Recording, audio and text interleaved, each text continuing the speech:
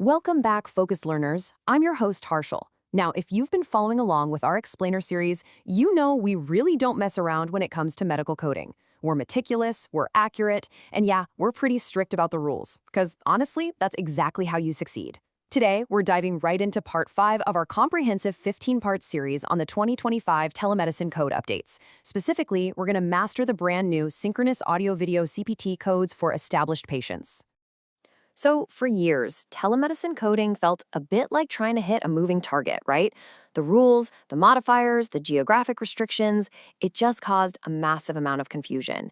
But for 2025, the CPT guidelines have actually given us a beautiful, streamlined solution.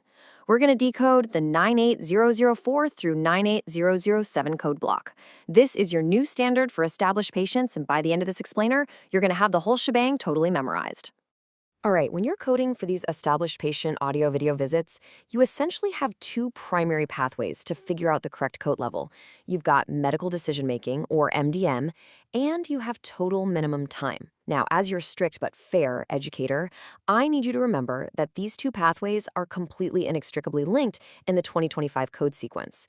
Your documentation absolutely must clearly support either the complexity of the medical decision-making or the total time spent on the date of the encounter. Notice how perfectly mathematical this new 2025 structure is. Keep in mind, we're dealing exclusively with established patients right now.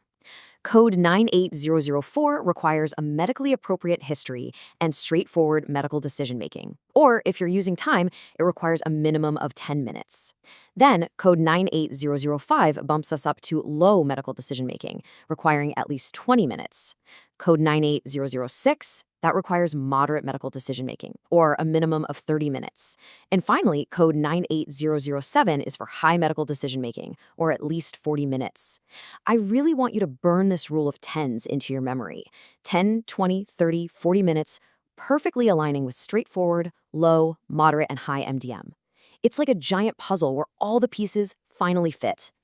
That linear tiered progression is just so clean. Step 1, 9804, straightforward, 10 minutes. Step 2, 9805, low, 20 minutes. Step 3, 9806, moderate, 30 minutes. And step 4, 9807, high, 40 minutes. It escalates in exact 10-minute increments. Memorizing the specific progression is a real game changer. It's going to save you an incredible amount of time and basically eliminate any second guessing when you're auditing a provider's documentation. Critical billing rules. Strict compliance for 98004 through 98007. Okay, so knowing the times and the MDM levels is really only half the battle. If you don't follow the billing rules to the letter, your claims will simply be denied. And I'm going to be very strict with you here. Compliance is absolutely non-negotiable for these codes. According to the 2025 guidelines, there are 3 primary rules you've got to satisfy.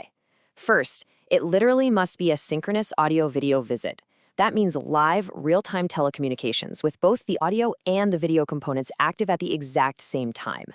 Second, if you're coding based on time, the total time must be met on a single calendar day. The exact phrasing is total time on the encounter date. And third, and this is huge, these codes absolutely cannot be billed with the same-day E&M service. Let's just make this crystal clear. What's allowed? Counting the total time on the single calendar day of the encounter so you can reach those 10, 20, 30, or 40-minute thresholds. But what is strictly not allowed? Billing any of these 9804 through 9807 codes with another same-day E&M code. No way around it, this is a hard stop for billing compliance.